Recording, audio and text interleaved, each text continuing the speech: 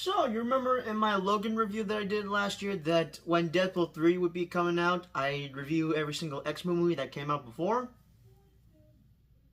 The time has come, ladies and gentlemen. Hello everyone, welcome back to another review series on the channel. Don't know what was the last review series I've done. Probably the Spider-Man movies, as far as I know. Which is probably, I don't know, what was the last review series I actually did? I don't know, I've kind of lost track, but yeah. Welcome back to another review series. So yeah, we're about 5 days, well technically 4, we'll make it 3 because movies come out early on Thursdays, and I would have seen it early on a Thursday night, opening day, but sadly my brother is at space camp, so he suggested we see it on a Saturday.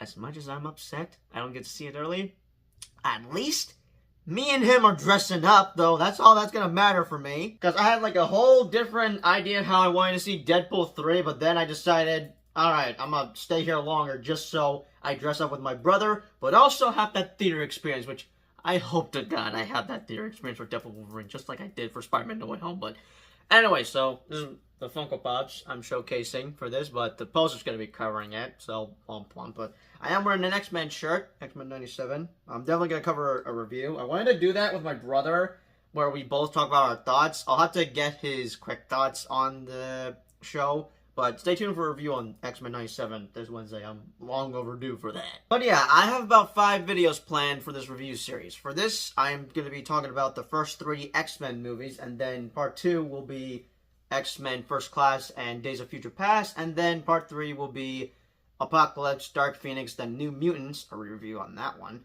Then part 4 will be X-Men Origins, the Wolverine, then a re-review of Logan, and then the final part will be my double movie review on Deadpool 1 and 2.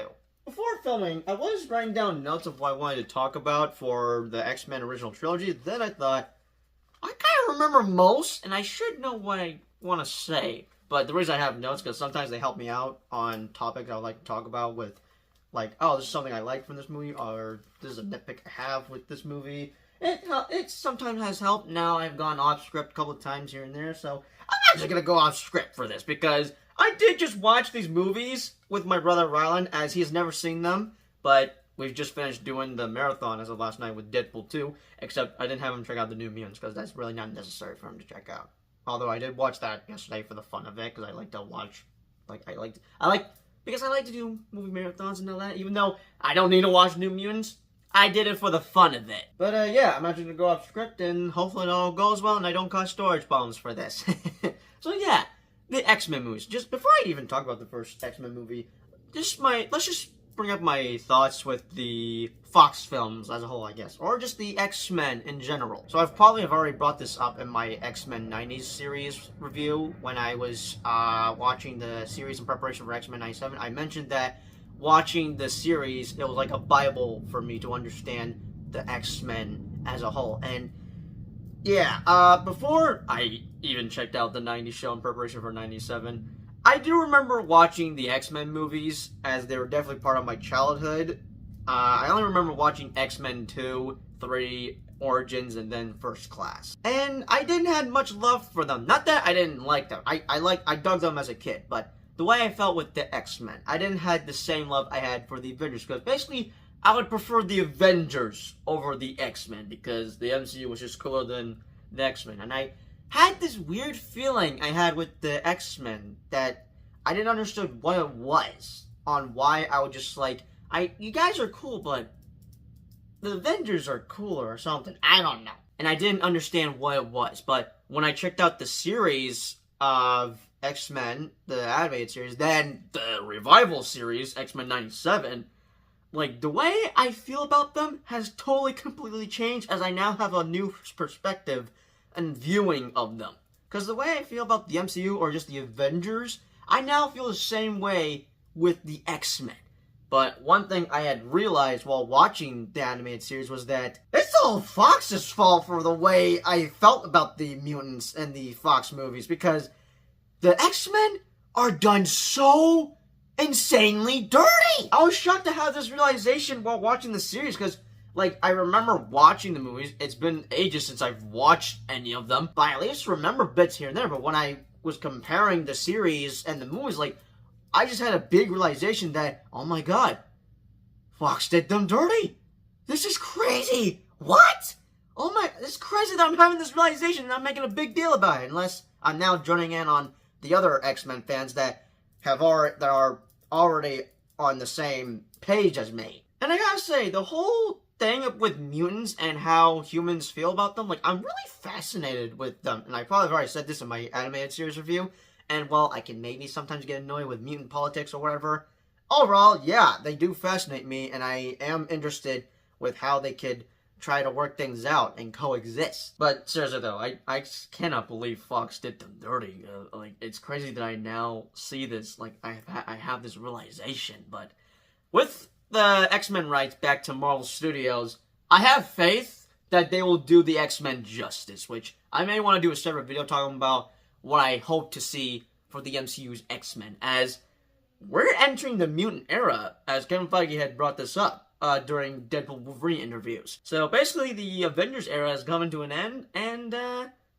I'm actually okay with that. Still, like I said, I'll do a separate video talking about that whenever I get the chance to. Now, let's talk about my thoughts on X-Men that came out about 24 years ago. So, like I said before, I've watched the X-Men movies during my childhood, but I wasn't sure if I had seen the first X-Men movie until around January as of earlier this year, because once I hit play on X-Men, yeah, I had realized that, oh my god, I've never seen this movie! How the heck was I able to see X-Men 2 and 3, but not the first one? I could be wrong. Maybe I did saw this movie as a kid, but just don't remember much because I was a very young baby or whatever. I don't know.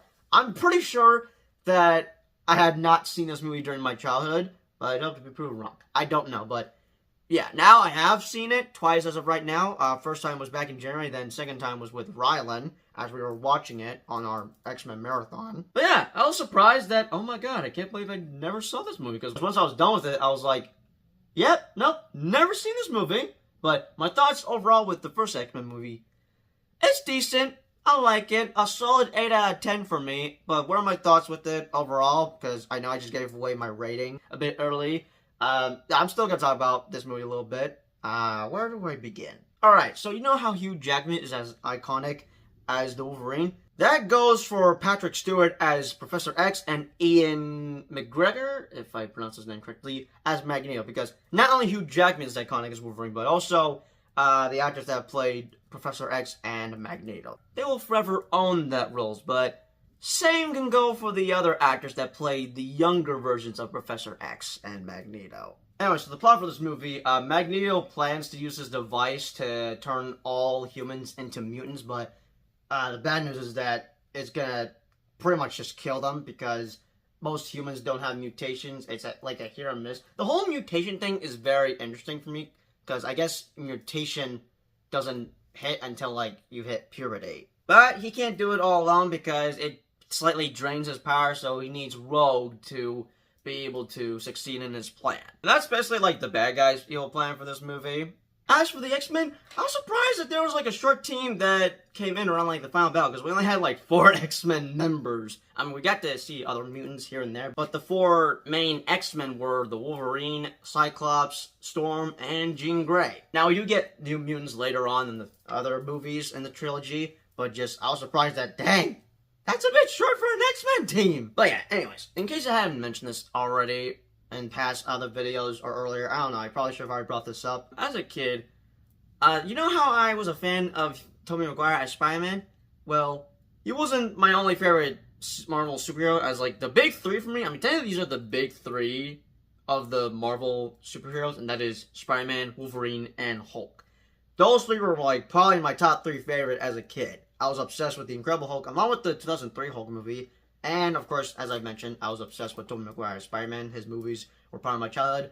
But, Hugh Jackman was also part of my childhood because he was my most favorite X-Men character out of the bunch. And I guess I didn't care much about the other mutants because Wolverine was just my favorite. And I guess because, as a kid, I've always wanted to have the claws. And little me would be happy to know that I got them claws now, as just, oh god, I never thought I'd be able to have these claws. So, back to topic. So, yeah, Hugh Jackman was my favorite X-Men character throughout the entire series of X-Men movies. He's only appeared in the trilogy, then had a slight cameo in First Class. He had his own solo movie with Origins, the Wolverine, then Logan. Alright, he did also have another cameo in Apocalypse, but then he was also a lead or a side character, or both, in Days of Future Past. Alright, I'm actually gonna put these Funko Pops down because, like, this thing is on the bed. Because I would have done this with the curtains off, but with how I filmed my Bridgerton review, I wanted to do it just like this, so yeah, I'm doing it like this. But yeah, I gotta say, I do like the cast overall, like, Haley Bailey as Storm. I definitely liked her as a character. But just overall, yeah, the cast is great. The standouts would just not only be Hugh Jackman, but also, Patrick Stewart and Ian McGregor. Wait, Ian McGregor's not Obi-Wan Kenobi, right? God, I don't know the actor's name that plays, Magneto. I suck at names. God, I always hate this. But I did also like Rogue as a character, even though she is done so dirty. Mainly in 2, but actually, no. 2 is, I'll let that pass. 3, she's mainly dirty. 1, okay, I'll probably let 1 and 2 pass. 3, no, she's done extremely dirty. And don't get me started on Cyclops, too. I'm gonna bring him up later once I talk about number 3. But just my thoughts overall on X-Men. It's a decent movie. Not bad. Just a solid 8 out of 10 or 8.5 out of 10. Obviously, Hugh Jackman carries this movie for me, but I do like the other cast members as well. Still surprised that there's only 4 members of the X-Men team, but I'm more surprised that I had never seen this movie as a kid. Because, like, how the hell did I not saw this movie as a kid? But yeah, I do think that X-Men was pretty good. X-Men 2, on the other hand, I'd say is better. You know that one meme from Wonder Woman 1984? Where Max Lord said, "Life is good, but it can't be better." That's how it is with X-Men 2. Because while I do think X-Men 1 is good, X2 is better. As I've already said that earlier. Anyways, I think I said what I wanted to say for X-Men, which is basically just my quick thoughts on the first one. Because I don't have much thoughts on that one. Because I had not seen that as a kid, nor do I have nostalgic. I mean, I do got nostalgic for Hugh Jackman as Wolverine, but just, like, again, I never saw the first one as a kid, which blows my mind how I had not seen that as a kid. But only 2, 3, and then Origins. Along with First Class, I'll include that. So for X2, the only thing I remember seeing from this movie was the opening scene. The rest, there's a chance I probably don't remember watching, but I know for sure that I at least have saw this as a kid back then, but the bad guy's plot for this movie as Magneto. Well, Magneto was the villain for the last movie. He does play a villain role in the later 2 films, but the main bad guy for this movie would be William Stryker, who is responsible for creating Weapon X, aka the Wolverine. So he's got a thing against mutants, and he's also got a son who is sadly a mutant. But he's using his son to basically mind control trolls to find all mutants around the world and then kill them. Now, later in the movie, Magneto does an Uno reverse with Stryker's plan. Instead of Charles finding all mutants and killing them off, he tries to find every single human being on this planet and kill them off so that there only be mutants on planet Earth. I gotta say this right off the bat about Professor X and Magneto. So, yes, they used to be best friends, but then are now turned enemies, similar with how Optimus Prime and Megatron were best friends, but are now enemies. What I like about the dynamic between the two is that you understand both their motives of what they want to do with mutant kind. I mean, sure, Magneto's is slightly bad, but I don't see him much as a villain. I mean, he's definitely a fantastic villain, but I could see him having a redemption arc. Like, this is something I could probably picture in the MCU. So say that, yeah, Magneto's bad, but he could have a redemption arc and believe Charles' cause for mutants and humans to coexist. As for other X-Men villains, no, those are just straight up villains. Magneto, I separate him with away from the other mutants because I could see him having a redemption arc and all that. The ones that don't have redemption arcs would be Apocalypse and Mr. Sinister, who I'm surprised we never saw in live action form. I'm pretty sure I heard rumors that he'll be the villain for the MCU X-Men movie. But anyways, back to topic with X2. So yeah, I'd say this is a superior sequel to compare to its predecessor, or in other words, a better made sequel. Nothing wrong with the first one. I just thought that X2 was pretty much better than X-Men 1. We definitely get some new mutants in this movie. Nightcrawler might be the MVP for me, even though he has, like, limited screen time or something. I do like the trio with Pyro, Iceman, and then Rogue. Who, Rogue and Iceman are now, like, a thing, and I am fine with it. It's just, I prefer Rogue and Gambit, who, sadly, our only live-action appearance of Gambit would be Origins. Yeah. Still, though, while I prefer the X-Men shows, because I would consider them better than the X-Men movies. Some of them are not that bad. Like X-Men and X-Men 2, they're fine. Well, the first one's fine. The second one's better. And as always, Hugh Jackman carries this movie, and there is like a love triangle thing going on. I mean, this was slightly a thing in the animated series. They brought that into live action for the first movie, then the second one.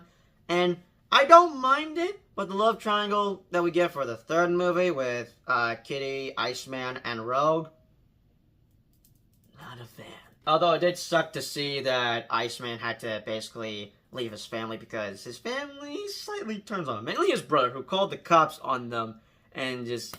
No, yeah, it just sucks how things went between Iceman and his family. As for Pyro, yeah, he and Iceman were, like, basically besties, but honestly, I'm guessing they're supposed to be enemies because fire and ice, that type of thing or something. I don't know, it's just something I've heard. But Pyro does turn bad later on as he joins with Magneto, and yeah, that's clearly a setup for X-Men 3 for their battle that is yet to come for the two of them. But yeah, what I definitely enjoyed most about this movie was the backstory with Wolverine, as he doesn't know much about his past. They were clearly having breadcrumbs to set up things in the sequel from the last movie. And as I mentioned, William Stryker is responsible for what he did to Wolverine. And overall, I did find this movie to be fun and entertaining throughout. Sure, it's not perfect. None of these movies are perfect, unfortunately, because Fox did them so damn dirty. But yeah, I do think this is a better-made sequel, and obviously with the way it ended, it sets up Jean Grey to become the Phoenix, or the Dark Phoenix. But basically, she had the Phoenix, and they were clearly setting that up for this movie, because earlier she mentioned that she hasn't been the same since Statue of Liberty. And as she sacrificed herself at the end, I knew that she wasn't dead, because, for starters, I've seen these movies, and second, like I said, they're setting up the Dark Phoenix storyline for the third movie. But yeah, my rating for X-Men 2 United will be a 9 out of 10. As for X-Men 3, so yeah, I thought the first two movies were pretty good, and I do remember liking the third one being my favorite, basically slightly similar with how I felt with Spider-Man 3, and this movie, it has a Spider-Man 3 situation. What I mean by that is that, you know how Sam Raimi's trilogy could have been a perfect trilogy, but it falls flat in the end? That's what happens with X-Men 3 The Last Stand. This is sadly a disappointing conclusion to what could have been a decent Marvel trilogy, but I'm gonna say that X-Men 3 is just an overall mixed bag for me, because with the rest of the movies I've seen, the one movie that I would consider to be the worst X-Men movie, and you'll know what that is later on, it just makes me want to give higher ratings to the other bad X-Men movies. This one is fine. It's it's a mixed bag for me. Overall, I do think it's a disappointing conclusion to the trilogy. There's a lot to love and hate with this one, and as I mentioned earlier, this is basically 20th Century Fox's version of Spider-Man 3. Not to say there are interference with this movie, but the director didn't come back for this one because he was busy directing Superman Returns. And, you know, I'm just gonna probably get on with the negatives for this movie. For starters, Cyclops is done so dirty. He was done so dirty throughout this entire trilogy. Well, I had the Wolverine as my favorite X-Men. I didn't care much about the other mutants. I basically didn't give two about Cyclops, but after watching the series, I now care for other mutants than just Logan as the Wolverine. And I just feel bad for Cyclops fans, because, like, again, he's done so dirty in this movie. Like, the Cyclops from X-Men 97 is such a badass. Like, I definitely was not a fan of how he was just killed off in this movie. But when I think about it, I could see why he wasn't in it much, or more importantly, why he had to be killed off. Because the actor was filming for Superman Returns, as Lois Lane's boyfriend in that movie, because Bryan Singer was directing Superman Returns at the time. Because, like, both Superman Returns and X-Men 3 came out in the same birth year, which would be 2006, the year I was born. But yeah, basically, I can understand why they had to kill him off, because, you know, scheduling conflicts. He basically was there a little bit to film some scenes for X-Men 3, and they had to kill off his character so he could go film another Superman movie. But that wouldn't be Marvel-related, it'd be DC-related. But yeah, wanna know what I mentioned about Rogue earlier? So, yeah, she isn't a fan of her powers, which I totally understand. She doesn't want to hurt anybody, because her powers, she could absorb powers from mutants. But if she touches a human, they're in a coma for about 3 weeks. But for mutants, she could have their powers for about, like, probably 30 minutes or something. We got to see that in the first movie where she went to go check on Logan, but then Logan had a nightmare and accidentally stabbed her, which could have, and he could have ended up killing her, but luckily, Rogue thought big brain and touched Logan's face and absorbed some of his healing factor. Therefore, she was able to heal. And in the second movie, when Pyro was attacking the cops, she did put a stop to him as she absorbed some of his power and took away the fire that were pretty much almost about to burn the cops alive. But in this movie, no, like, I understand, but, like, so there's this whole, like, I could see why this is, like, a controversy for, like, comic book related stuff with the mutants and all that, because in the third movie, they introduced this cure they had found for mutants through a mutant boy who, if you are near him, your powers are gone. You're basically human. And thanks to him, they developed a cure for mutants, and I'm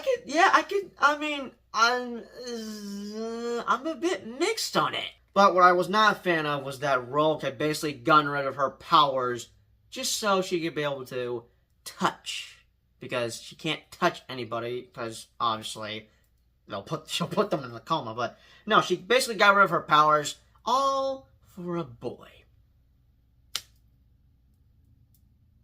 They did Rogue so dirty. She's the second X-Men character that has been done dirty. Also, I felt bad that Mystique had to be not killed off, but like, there's a scene where they were breaking her out, but then it ends up pointless because she sacrifices herself to save Magneto from getting shot at with these cure darts, and she does lose her mutant powers, so that definitely sucks there, and just, I don't know, this whole mutant cure thing's like a mixed bag for me. We do get new mutants in here, and Beast, I would say, is a standout in this movie. But as for the Dark Phoenix storyline, I don't know much, even though I've seen the animated series and got to see how that was played out. Yeah, I'll agree with folks. I don't think it was done right here, even though I don't know much of the storyline, because I've never read the comics, unfortunately. Even though Magneto was a villain in this movie, I would consider Jean Grey as the main villain, because, like, she's turned evil, now she has the Dark Phoenix. As I said earlier, I've seen other X-Men movies that were probably worse than this one, so I would consider this not that bad. It's just rather disappointing and possibly underwhelming.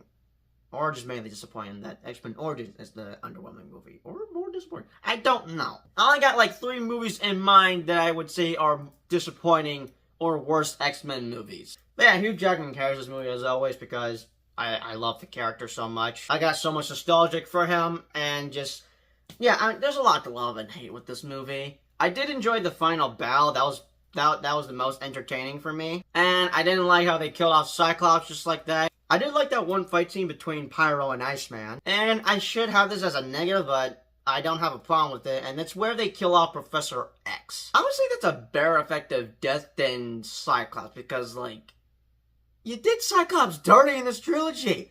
I'm more pissed about his death than Professor X. Because, like, I could understand, you know, how he would have to be killed off. And technically he's not really dead. Because in the post-credit scene, they tease that he apparently had transferred his mind to another body. Okay, maybe I probably should have taken some notes. And I was halfway through on my thoughts with X2, and this is where I just stopped. Well, there goes me going off script. Okay, my thoughts overall, as I said already, this is a disappointing conclusion to a trilogy, but it's not as bad as I thought it was, because after the other movies I've seen, yeah, no, they're worse than this, so I'd say this is better than what I would consider to be the worst X-Men movie, and you will know later on. But I'm gonna be stuck with between a 6 or 7 out of 10 for this one, but I may just give it a 7 out of 10 overall just because of Hugh Jackman, and the final battle I enjoyed, especially when he sadly had to kill off Jean Grey because, you know, he was killing people. But yeah, if you were to ask me which movie I would prefer, whether that be X-Men The Last Stand or Spider-Man 3, I'm gonna have to go with Spider-Man 3 because I loved that movie to death. It was my favorite as a kid. Mainly because of the black symbiote suit, and probably because of Bully McGuire dance. But yeah, that's just my thoughts on X-Men The Last Stand. Another thing about it, I'm guessing for the next couple of videos I'm doing for this X-Men review series, they're probably just gonna be quick thoughts, because I thought I had a lot to say, but if I were to do them separately, it'd just be like 5-minute videos, so I guess it's a good thing I'm reviewing like 3 movies in one video, and then 2 in part 2, and then 3 in part 3, and then 3 in part 4, and then just 2 for the last one. But yeah, with that being said, I guess those are just my thoughts overall on the X-Men original trilogy. I definitely think there's potential with the third one, but the second one would have to be the best one in the original trilogy. But I wouldn't say that's the best X-Men movie, because there's one X-Men movie I would consider to be the best out of we're about to have 14 movies if you count Deadpool Wolverine. But yeah, who really carries this trilogy for me is just Hugh Jackman, because again, I got so much nostalgic for him. He was my favorite as a kid, and just yeah, Wolverine is just one of my favorite X-Men characters. So like I said, those are just my thoughts on the original trilogy. Be sure to let me know your thoughts, comments down below. Which X-Men movie is your favorite? Is it 1, 2, or 3? And yeah, what are some pros and cons you have with the X-Men trilogy? Because like I've said, these characters are done so dirty, as I had watched about like 5 seasons of an old animated show. But I have faith that the MCU will do them justice. Hopefully, because, for example, they need to keep Senator Kelly and Magneto alive. Because, 1, Senator Kelly is an important character because of mutant politics and all that BS. As for Magneto, he's not a one-and-done villain.